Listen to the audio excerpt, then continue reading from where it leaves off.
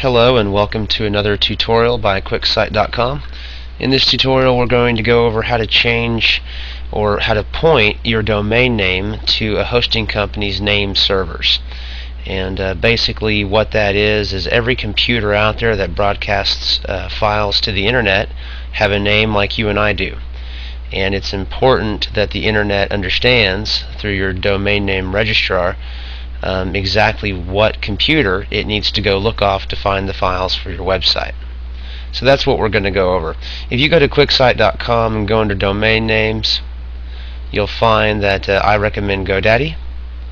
And let's just go ahead and go to GoDaddy. Basically when you're at GoDaddy, you're going to need to log in with your account number and password. Okay, and they've gone through some changes, and I'm just going to go through this to kind of show you the steps. I'm not going to show you the customer information for this account, but the key is that on the left hand side under My Products you'll want to find Domain Manager, and when you do you'll want to click on that. Alright, and here we've got the domain name, and this will show you a list of all the domain names that you have. But basically you're going to click the checkbox next to it, and when you do, these icons are going to light up, and the icon that you want to find is called Name Servers, and you'd simply click on that.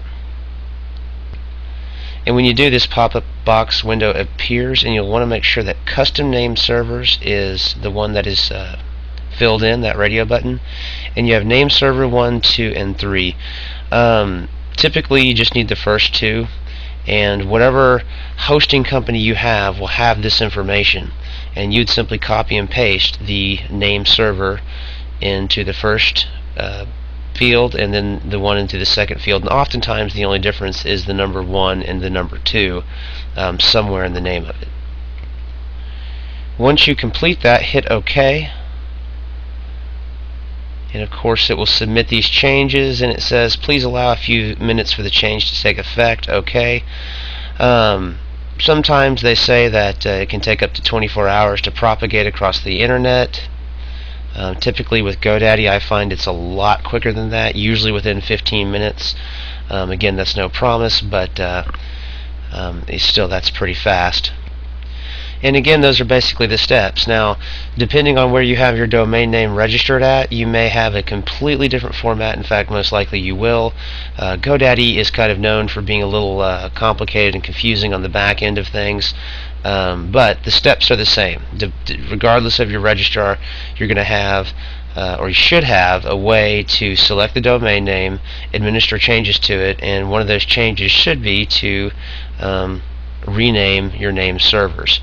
And a lot of times if you get it at GoDaddy, for example, of course they're going to try to sell you their hosting, and so by default the name servers that your domain name is pointed to is GoDaddy servers.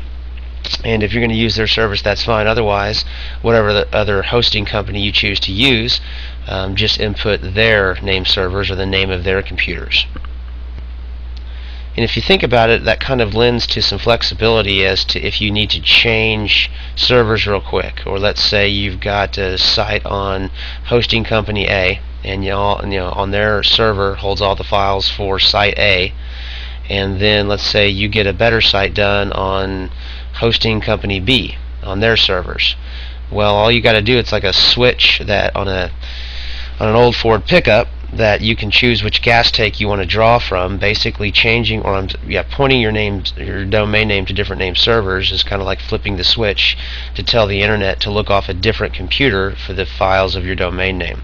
Now, although if you change your name servers to a different hosting company, your old site won't show. Your old site's files should still be preserved on the original hosting company's server, to which you should be able to get in there and download, but you might want to do that before you change your domain name over to the new server. You may want to do that by FTP, because once it propagates across the internet, that change, then the FTP information won't be good anymore for that old hosting account. So anyway, I hope this helps you on getting your domain names pointed to the proper hosting company, and that concludes this tutorial.